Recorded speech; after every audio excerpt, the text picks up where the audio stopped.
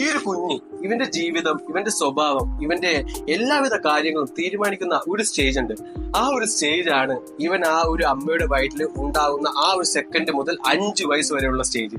അതായത് ആ ഒരു ഗർഭധാരണത്തിൽ ഇരിക്കുമ്പോൾ അമ്മ കാണുന്നത് എന്ത്, കേൾക്കുന്നത് എന്ത്, അമ്മയുടെ ചിന്ത എന്ത്, അമ്മ കഴിക്കുന്നത് എന്ത്, ഇതെല്ലാം ഇതിന്റെ ഉള്ളിലേക്ക് വരും.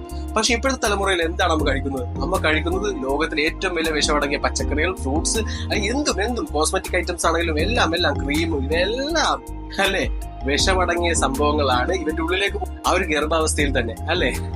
അപ്പൊ അതിനുശേഷം അപ്പൊ ഇവൻ പാവമായിട്ട് ഉള്ളിൽ കിടന്ന് അതോടൊപ്പം തന്നെ ഇൻഹേൽ ചെയ്യുന്നു അമ്മയുടെ ആ പ്രാണവായു അല്ലെ. പ്രാണം നിലനിർത്താൻ നമുക്ക് ആ പ്രാണവായു വേണം. ആ പ്രാണവായുവിൽ അടങ്ങിയിരിക്കുന്നത് carbon monoxide, sulphur dioxide, nitrogen dioxide, particular matter, lead അല്ലെ.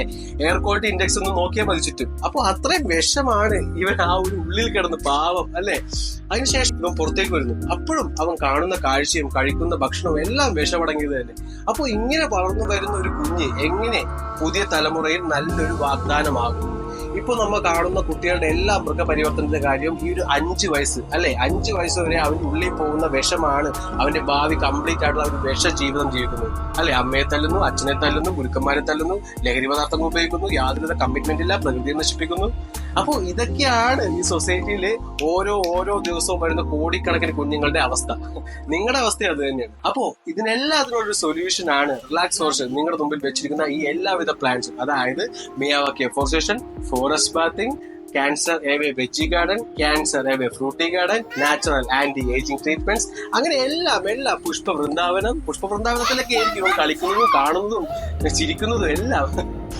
ഇതിപ്പോ എന്റെ സ്വന്തം കുഞ്ഞാണ് അല്ലെ, എന്റെ ചേച്ചിയുടെ സ്വന്തം കുഞ്ഞാണ്. പക്ഷെ റിലാക്സ് ഫോർച്ച് കാണുന്ന ഈ ലോകത്തിലെ സമസ്ത കുഞ്ഞുങ്ങളും ഇതുപോലെ റിലാക്സ് ഫോർച്ച് പഠിക്കും. അതിനുശേഷം അവർക്ക് കൊടുക്കുന്ന ജീവിതം ഇനി യാതൊരുവിധ കെമിക്കൽസോ യാതൊരുവിധ ഹാനികരമോ മലിനീകരണമോ ഇല്ലാത്തൊരു സൊസൈറ്റിയാണ് റിലാക്സ് ഫോർച്ച് അവരുടെ മുമ്പിലേക്ക് കൊടുക്കുന്നത്.